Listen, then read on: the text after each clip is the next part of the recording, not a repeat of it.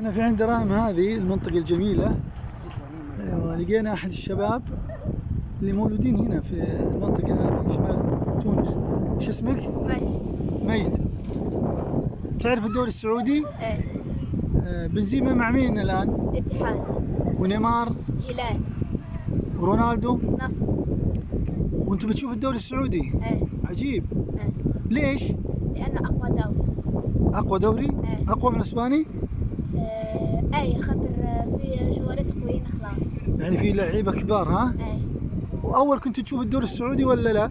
كنت اتفرج. لا بعد ما جو كريم ورونالدو بدأت تشوف الدوري؟ يعني بدأت تشوفه عشان ترى انت تشوف انه اقوى دوري. ايه. الله يحييك.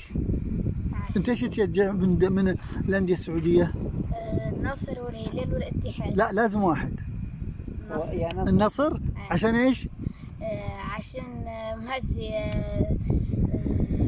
كأس. اي بس عشان رونالدو يمكن صح؟ الله يوفقك.